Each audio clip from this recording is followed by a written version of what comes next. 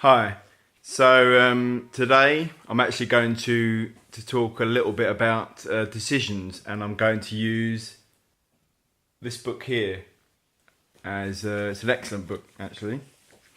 So decisions, in a short form, cutting short. Decision is the settling or determining of an issue.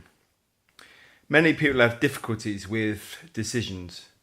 Either they are premature or they wait too long. Both these behaviours lead to confusion. In the natural flow of events, decisions are always made at an energy crossroad. One difficulty at this crossroad may be the equal attractiveness of our alternatives. No matter which we choose, we regret losing the other. When both choices seem equally unappealing, we face a similar problem. The research into confluence theory shows us another possible dynamic. Within this framework, decisions are generally necessary only when the healthy flow of energy is cut off or altered in some important way. Otherwise, energy flow moves organically into pathways necessary for subsequent developments, like water down a hill. The field of wholeness naturally leads back to unity if we allow it. For example, a repetitive dream signals that some important issue is unfinished. In the same way, a recurring body symptom may remind us that a necessary food requirement has not been supplied to our system. Decisions actually come in pairs. The first occurs, latent decision, when we break the natural flow of energy. And the second, manifest decision, comes as a consequence of that.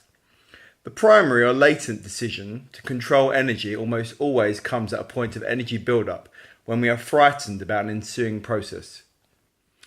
Either we become impatient about not knowing what will take place, or we are worried about our future, for example. In some cases, we are also concerned that things might actually work out, like a fear of success. This fear of wholeness we call holophobia. There are several reasons why we block energy flow and create artificial decisions. Firstly, some fear that change will be too quick. Where will I wind up if it takes its course? Secondly, others are concerned change is too slow. I can't wait forever. Next, the anxiety of having no security. I have to know.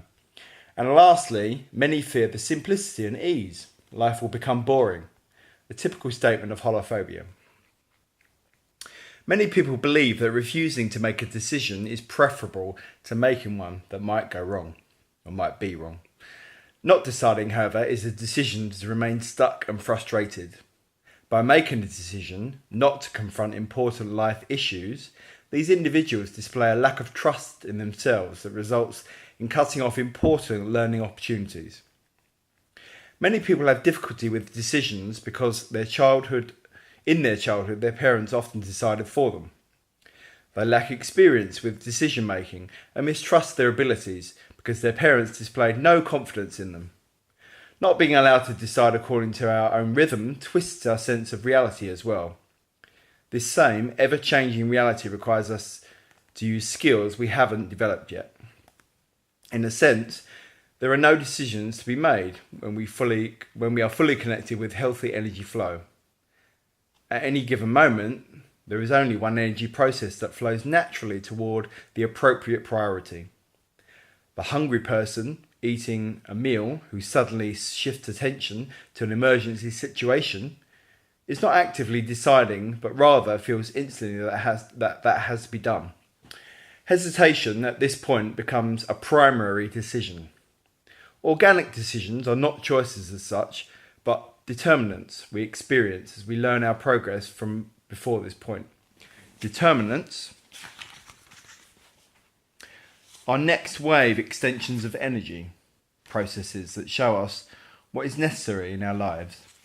So tips for this are: identify problems with secondary decisions, find the pattern of indecisiveness, research the deeper issues, observe disturbances of primary decision through breath awareness.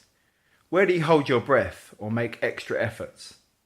Learn to stay in the flow more often. Confront complex situations as a training. There you go. That was a little bit longer today, but I hope you find it interesting. The book is Key to Psychology, and the author is Stefano Sabetti. Now, I've yet to see one of his talks, but this book was lent to me by a good friend of mine, and I'm working my way through it. So you'll probably see me on here reading from it again in the future. So thanks for your time. Have a nice day.